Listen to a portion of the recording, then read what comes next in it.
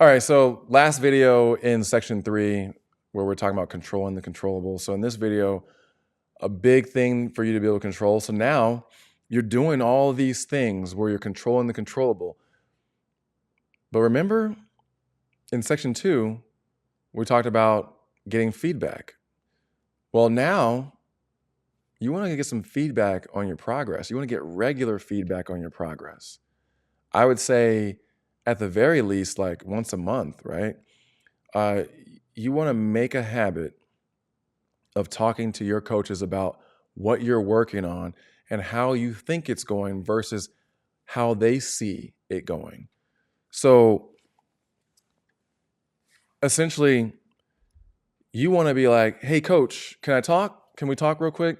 So I want to talk to you about like what I'm doing. Remember, we had a conversation about how I can get more playing time, like how I can basically, what I can change about myself, about my game, that would allow you to feel more comfortable trusting me with more playing time. And so I've been doing these things. I just want to just like let you know what I'm doing, let you see what I'm seeing, and then ask if you're seeing any changes. And if you are, then let me know like where you think I could just like keep working. Like just want to fine tune things. I don't want to just be like wasting energy working on things that might not be that important. Maybe you've seen like something that I don't see. The coach is gonna be like, wow, this guy, he's so mature. I don't have anyone talking to me like that. No one. Your coach,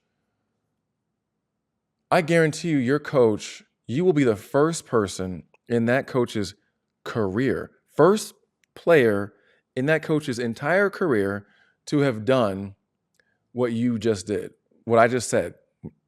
You'll be the first. That coach will never forget you. He'll be so impressed, like, wow, he not only did he ask me about this stuff, now he's following up and he's asking for more insight. This kid is wise beyond his years. People like wise people. So you're going to do that and you're going to learn some things, and then you're going to go back and you're going to implement those things, and then after a month, like you're going to see some gains. You're going to document what you see, and you're going to like come and talk to the coach and be like, hey, here's what I see in the changes. What are you seeing? After a while, he's going to be like, I got to get this kid on the field. Like, because you've made the case. You're like, oh yeah, you're like 50% stronger or 20% stronger. Your win rate in practice on these drills has gone from like 15% to like 60%. First of all, if that's happened, they're already putting you in the game. They've already noticed it. But like if they're dumb and they don't notice it, then like eventually they're gonna be like, this guy's keeping track. I am not going because like sometimes coaches won't play you because of like what that guy said. He's dating, this kid's mom, and you won't play because of that. But eventually that coach is gonna get a little nervous. If he's doing that, he's gonna get a little nervous. He's like, this kid is tracking everything. And if he's talking to me about all the changes, he might be talking to someone else about it. He's got evidence of growth. I better play him more. So yeah, that's important. And I'll just say, like, I didn't get the feedback when I was in high school. I really should have done it, and I did not. But I'll tell you, I mentioned my friends, the 4 guys I worked out with, preparing for the pro day, getting ready for the NFL. I got feedback from the incoming coaching staff. So the coaches that I had, they didn't want to pay him more money, so this guy took another job at another school, and then some other guys came in, and the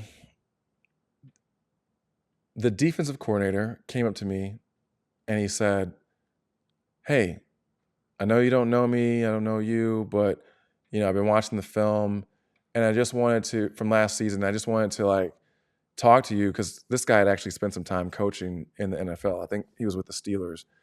And he said, I just want to talk to you about some things that you can work on that'll help you get a shot in the NFL, because you're a tweener. You're not a linebacker. You're not a defensive end. But there's some things that you can do to get better. And he said, one, you're going to want to work on your footwork because you want to be prepared to do those linebacker drills, your drop backs, your coverage type movements. And the other thing is, as a lineman, you're going to want to work on your hands. You got too much impact where you're giving up your body running into another person's body. So you're kind of going with brute force, but you're not really strong enough for that.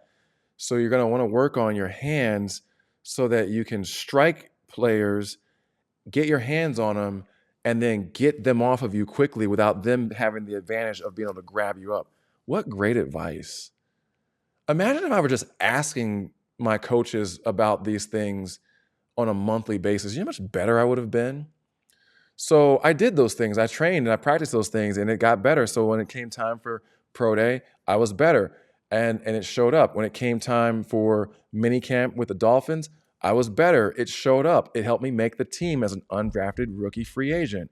So feedback, where you can get it and you can execute on it, it's invaluable. More feedback, more things where you can there were guys like, if I had known this, if I had been smart enough to do this, if I had become close friends with the special teams coach in the NFL at every team, these guys are so undervalued, like underappreciated. They've got a little bit of a complex, inferiority complex. But the guys that befriended them and who learned all the positions on kickoff, kick return, punt team, field goal, block, all that stuff, those guys had long careers.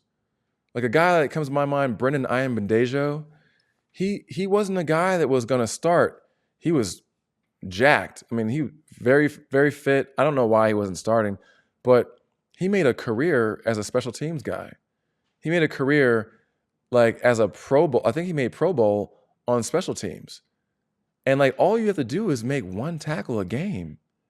You make one tackle a game on special teams, on kickoff team or punt return, punt team, you're a big deal. So being able to go in there and have those conversations with the coach and ask him like, well, what are you seeing where I can like get better? Same kind of deal. It's a massive opportunity that people miss out on because they're so afraid of feedback. Do not be afraid of feedback. Go get the feedback. You already took the gut punch earlier on. It gets better over time because over time they start to earn more and more respect for you. They start talking to you in a different way. And sometimes they'll even bring this stuff to you in a way that that they know is not going to put you off because you've built a relationship and they trust you, and they know that they can say something to you. They can be honest with you without you getting all butthurt and going and like complaining to your mommy. So because coaches hate talking to parents. Parents, hey, you're still here. I haven't talked to you much, but you're still here. It's great. They don't want to talk to you. They don't want to hear anything from you. So anyway, keep getting that feedback. We're on to the next video. Look at that. Look at that. I'm keeping it short-ish.